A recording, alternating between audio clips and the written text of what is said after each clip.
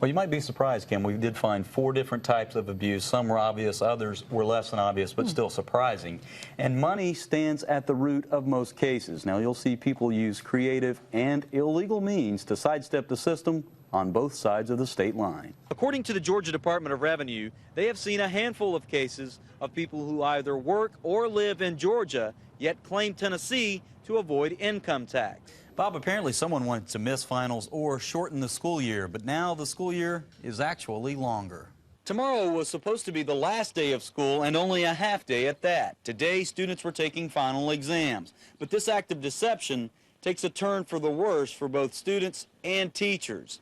Now they have to take the finals on Thursday and report to school for a half day Friday. John Madewell joins us from the House. John, what are they doing? Well, Kim, they're waiting and hoping, and in addition to that, they're closing off every exit at this attic, except for the one you see in the center, that brick one. They're going to leave that open. Now, tonight, they hope that they can force these bats to fly out, then they'll close that exit off. But this bat problem spans much wider than that.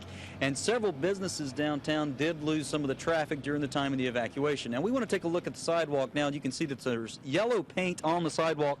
That actually marks the gas line. Now, Chattanooga Gas confirms that the 4-inch line underneath Market Street was identified. Now, you can see that the old line has already been replaced and a new line is in place. But supervisors are still reviewing to see if the old line was accurately marked. Now, coming up on News Channel 9 at 11, John Plus will take a deeper look at that side of the story. We're live on Market Street. I'm John Madewell for News Channel 9. Now back to you. You're right, Bob. This is a huge bust, and drug agents say that the marijuana was headed for this general area. In fact, they say it was within a 75-mile radius of Bradley County. Now, the driver has been released, but the passenger is in the custody of the Drug Enforcement Agency. Bob, Corazon, which is Spanish for heart-to-heart, has come face-to-face with the U.S. Army and Honduran government. The probes crisscross 3 countries and center on fraud, drugs, a fugitive, and murder. But a month-long investigation shows the story runs much deeper. John Madewell joins us now from Coolidge Park. John, what is this sculpture?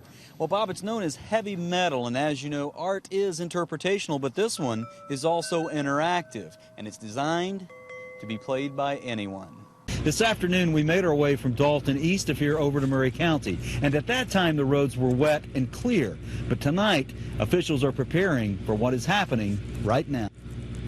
Now it's starting to happen here. It's been snowing now for about 45 minutes solid, just as David Glenn said, close to an hour here. And in about 2.5 hours, all those officials will be able to come together for another webinar that the Georgia Emergency Management Agency will be holding. And of course, Murray County and others will be listening in.